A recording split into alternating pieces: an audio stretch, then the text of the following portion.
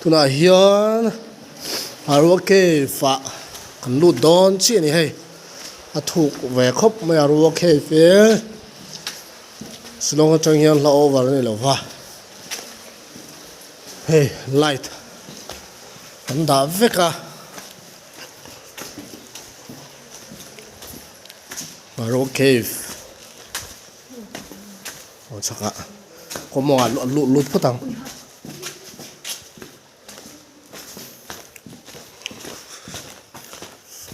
kem puri phei chu tro a peng sa ni o slau ni mo lai tom lu na lu tong o hả mo à ơi lụt sang thì bốc xì ô hey con cho xin non chơi lại có lụt vắt thế à sẽ đang có phút đâu lại ông nó xin này hen lại ông nó xin này hen thêm lâu là rõ có lâu explain sẽ free tiền rồi này, áo lê mà, rồi lụt quá, để thủng về khóc nha, như là phe lạnh này, đó,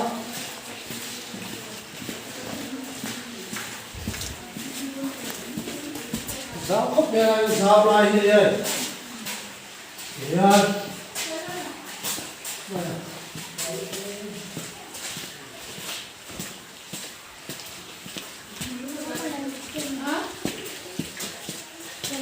Đưa lên.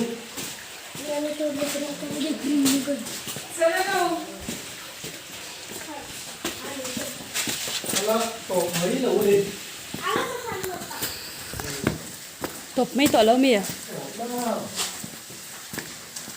Khi cái thùng bé khóc mày à. Men thôi, anh đi chút tiền lại đi, anh đã dễ là. Mua lụt tuổi để biết thế như ai à? Quay sinh tế, thả lại thì thả, em tu cho hai lần kia thả hấp vậy. Rồi sinh tế tan xuân lũ chi thì bắt đầu này tu vào nó, thu về bắt bây giờ xí lông, tu còn gì mà xuân, thu, ô khá anh ấy về đi, anh ấy về mò.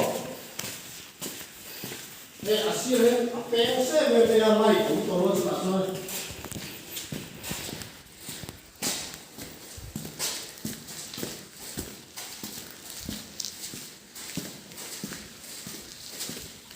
Here nên nó rất là to này.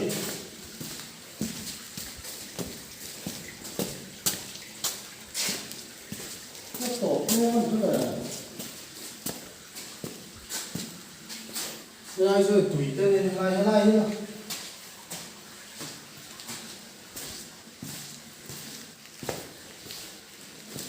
Lúc